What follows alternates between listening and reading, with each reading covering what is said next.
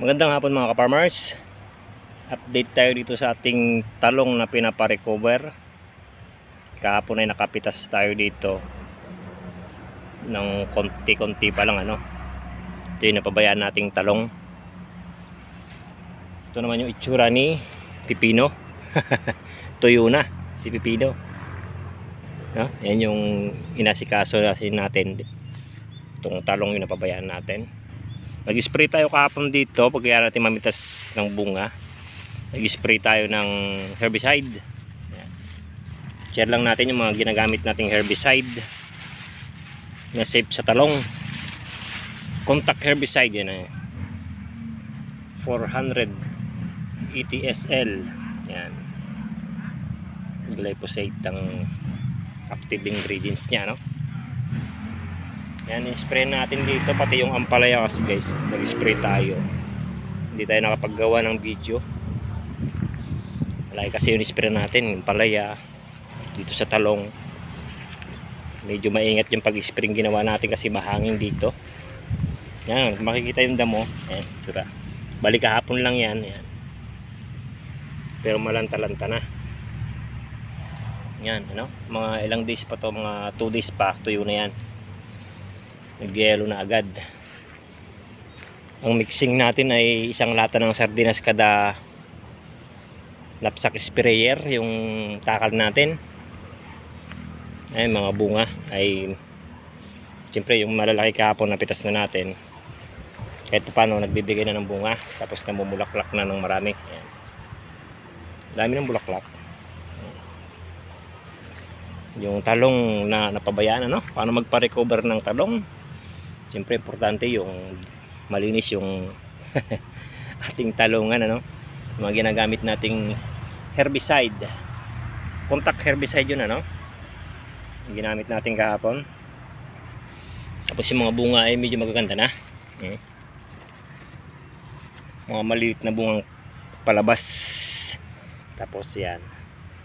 Bali bukas application tayo dito ng fertilizer. Share lang natin yung mga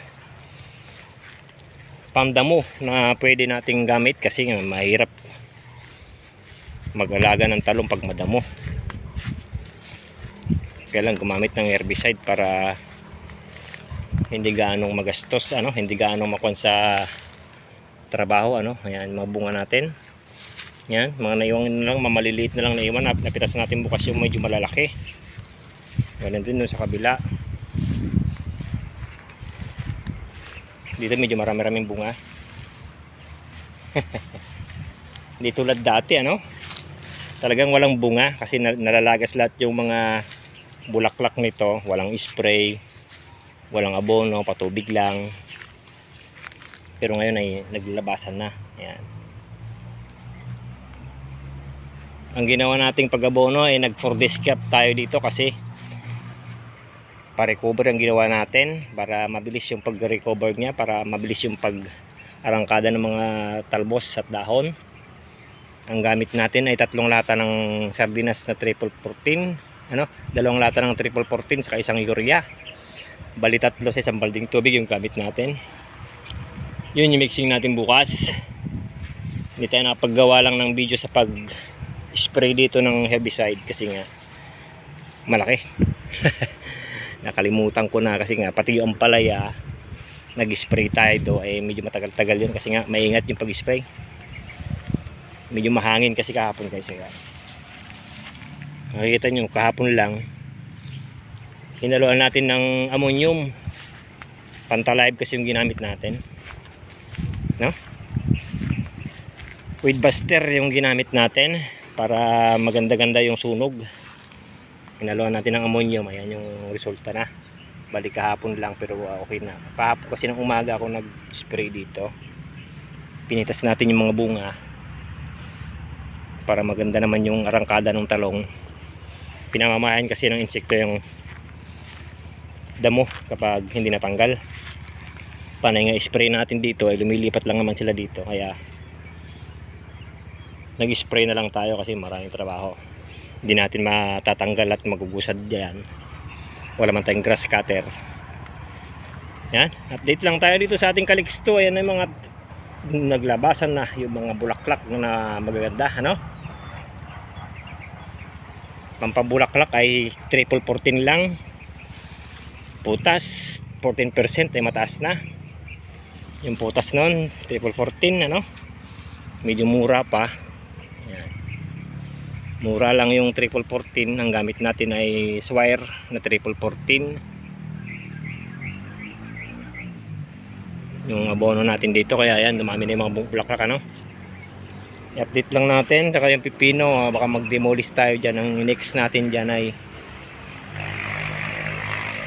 sitaw. Baka magsitaw tayo. Yung part kasi dito guys, may talong yan. Ayan yung mga talong. May mga bulaklak na nga rin eh.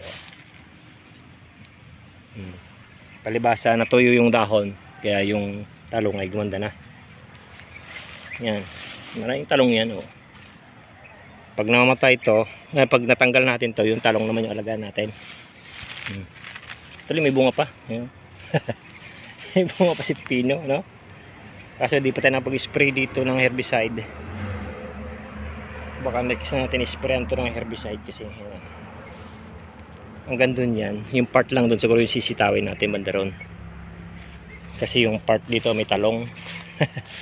Karugtong kasi dito ng talong. Ayan, magkakasing edad daw yan, kasi edad nito yan. Nahuli kasi ito. Yung malalaking ito yung mga nag-survive dun sa mga baha. Tapos nilagyan natin ng mga maliliit. Ayan, yan, itsura na. Yan. Kasing edad lang yan, mga nanyan. Talong naman kasi mahabang buhay niyan. Ayan, may mga bulaklak na rin, gumaganda na rin. Di tulad dati na may pipino, natatakloban ng pipino. Ayan, naabunan na rin, kaya yan itsura. Hanggang dito yan, hanggang bula. Kaso hindi natin na-spray ng herbicide to. Kasi may nakukuha pa tayo pipino, may nakukuha pa tayong napipitas na konti-konti rito. Nagbibigay na rin to ng bunga.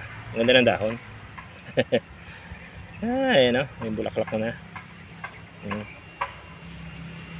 Part dito lang siguro yung sisitawin natin, lagyan natin sitaw.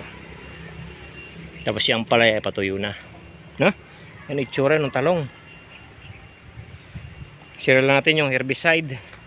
Ang takal natin dito ay yung lata ng sardinas, 10 nun sa isang knapsack sprayer, ano. Ayan. Tapos hinaluan natin ng ammonium, isang lata rin. Yun ang spray natin dito. Kailangan timing yung pag-spray, ano? Yung mahina lang yung buga para hindi kumalat. Yan itsura. Kalat-kalat na yung bulaklak. Maganda na rin, ano? Ay, nako. Yan, share lang natin yung pag-alaga natin, kung paano tayo mag-alaga, ano, kung paano mag-alaga naman yung iba nating ka-farmers, ay kanya-kanya tayo ng diskarte, ano, sa pag-aalaga. Kaya makikita naman na maganda na yung tawag dito, sanga niya. Medyo tumaba na rito kasi nga-alaga na rin ang abono sa spray. Yan. Tapos naglabasa na rin bulaklak na magaganda. Ang naging problema natin dito ay yung thrips mites, saka yung fruit borer. Ngayon wala na yung mga shoot borer na naagapan na natin, ano. Ang problema na lang ay yung mites. Pero okay na rin kasi nga yung dahon niya ay green na dito.